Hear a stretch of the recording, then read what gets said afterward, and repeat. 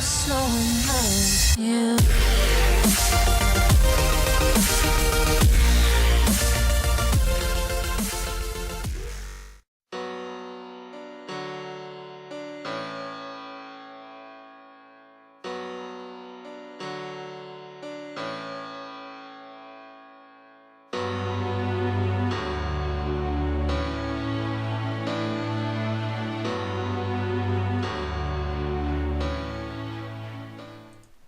Hi there guys, this is PCOlly2509 here, and today I'm doing a quick Battlefield 4 video.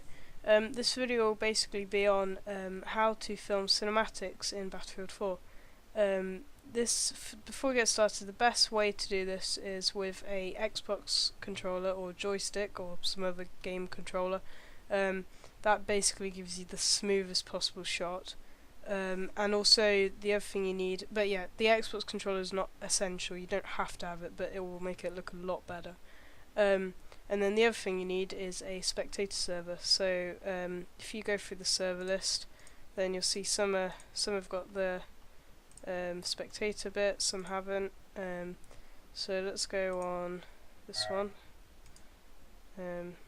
Yeah, so if you just click on the spectator, then it'll join. So I'll be back in a minute once it's loaded because it's incredibly slow. Right guys, I'm back. The server decided to change map, which is a bit weird. Anyway, this is whoa, that's weird. This is what you see when you first get on. It's called tabletop view, and you can see it's in all this weird colouring. It keeps going 3D and out of 3D. I'm not sure why. Anyway, you can see it's all in this weird, like almost like colorblind colouring, but I can just go into anyone's view. So if I click F2 to go into first person, and my game has decided to go into 3D mode, which is a bit weird. Anyway, it shouldn't really matter. So you can see it's now in like first person, and I can use Q and E to go around. But that's not really very good for cinematics. That might be okay, but not really the best. If I go F3, this is third person, but the best one is F4, which is, as you can see, a free cam. So I'm now moving around using the buttons. Yeah, this game's really weird. Hang on, I'll be back in a minute once this game sorts itself out, because it seems to be glitching around. Anyway, see you in a minute. Alright, I think the game is back to normal, at least I think anyway. Yeah, so you can see I can fly around, but there's still all that annoying stuff at the top of the screen, which isn't very useful for making cinematics, because you don't want to like crop that out or anything. So the next tip is probably the most important, and that is if you press the console key, which is the one below escape and on the left of 1, as default, you might have changed it, then type in UI draw enable as I put it on the screen, and then space 0, and as you can see, all console, once the console's gone, then it's pretty much just a clean screen. There's no UI at all, or any like counters, kill feeds, any of that. So that's really useful.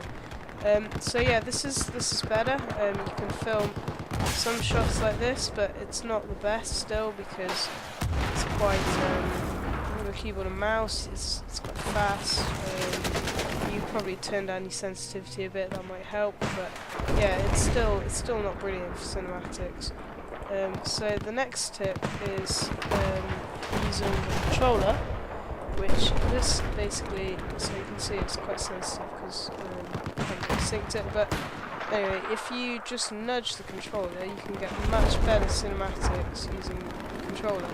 So let's go, oh, it's really sensitive. Let's just zoom in on this guy, he's sniping.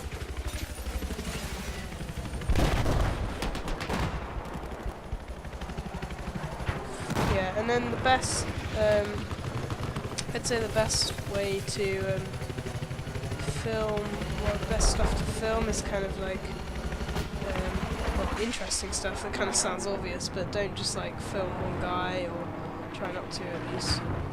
Maybe try film like low angles as well, makes it a bit more action shot. So guy on the quad. Don't know what he's doing. Is he gonna try to do something stupid? Oh, he's going up the wire, never mind. Yeah, you might want to turn down the joystick sensitivity. Oh, right, I'll do that in a minute anyway. So yeah, if we find something else that's interesting, so it's on vehicles.